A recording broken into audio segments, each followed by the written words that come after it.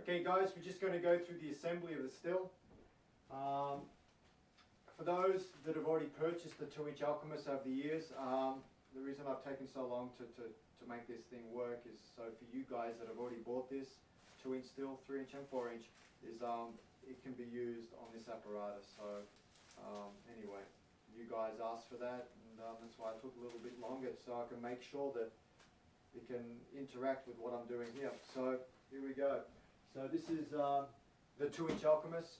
For those that are not familiar with distilling, quite easy. If you can boil a cup of tea, you can do this.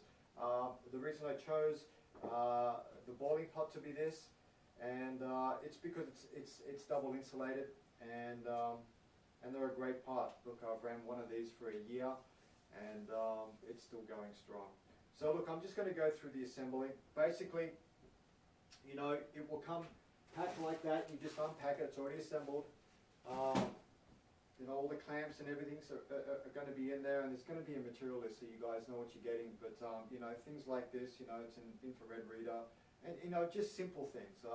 You've got the power reducer here, so when you're getting to your levels of bringing back the ethyl alcohol, you can start turning it down so you don't get rid of all your terpenes and you know, the flavors that you don't want to remove. You want to try and keep them intact.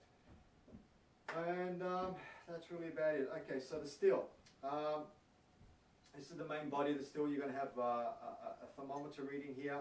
Basically what's happening is when the ethyl alcohol actually comes through the unit through here, you've got a thermometer that's reading what's happening in here. There's a dividing tray here, and it's reading the temperature of the ethyl alcohol. It's very important, which we'll go through later. Then we have the final condenser, which condenses the alcohol or the solvent leaving the tower.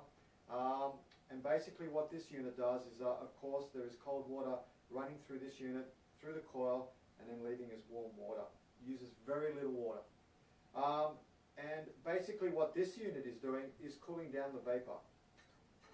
So as you can see, I'll just quickly explain while I'm putting this together, is when the ethyl alcohol is leaving the pot, it's leaving it around about, you know, if the proof is up around about 95% alcohol, it's leaving it around about 71 to 72.4 degrees Fahrenheit.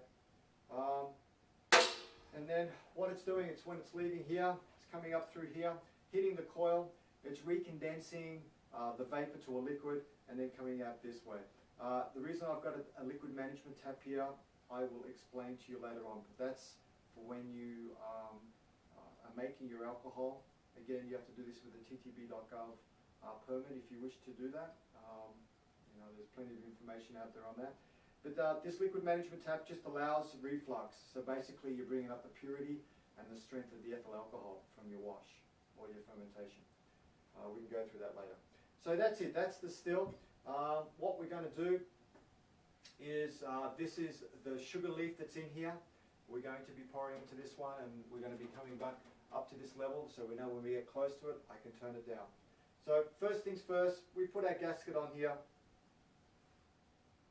Very simple, guys. Okay, like so. Grab your tri-clamp. And again, do this with 2 people. And the great thing about this unit is there's been lots of problems with people fanning off their solvents. And it's all quite dangerous because they're all flammable. This is all encased. There's no vapor exposed, regardless of the solvent that you use.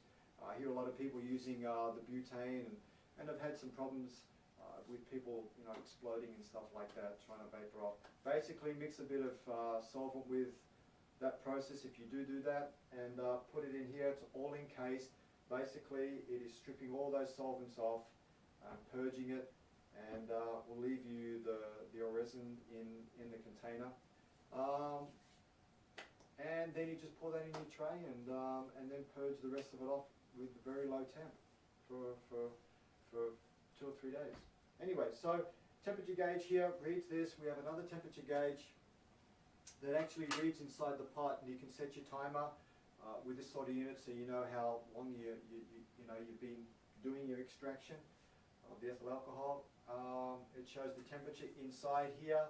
So I usually set my temperature with the beeper, so I know when it reaches a certain point or changes 1 degree Fahrenheit, it allows me to know to check what's going on. And then it's so simple to check too, guys. Again, do this with gloves because it's going to be quite warm. Just have someone hold the base, and you're lifting it off here, and you can check inside to see what's happening. Again, if you do this straight away and it's still raining, there's going to be a lot of vapor coming up. Don't do that. Wait till it settles down for about 5 minutes, and then lift it open. Okay, because you don't want that vapor coming up and then getting up your nose. It's not good. So there we have it. So again, this is going to regulate the wattage going into here. So this is around about 630 odd watts. So you can bring this down pretty much to nothing. So you can really manipulate the temperatures. And again, that's very important with some of the finer terpenes in any plant material. You know, your pines, your lemons, your limes, all those you don't want to lose. You want to try and keep them intact, and that's even with of course, with the cannabis, but all with the other herbs and spices out there as well. You know, your lavenders, your lemons, and oregano, and all that. Anyway, so we'll get this fired up. So simply it is, you just plug one into the wall. It's a 15 amp, and then the other one is actually just going to be plugged into the back, like so. Most important thing before you hook this up, test your water, that you do have water running. So water going out, very limited amount of water. And you can do that by testing how warm the water is. And of course, cold water going in here. So that's it. Very simple to set up. That's your still. And that's really about it. So I'm going to go to the next stage, which is firing this up and start producing a product. I'm going to get this one going as well, so we'll have 2 stills running. And then we'll render them down to the old resin that you'll see, and then you'll see the reclaimed alcohol that we've caught, and we'll take it from there. Next step.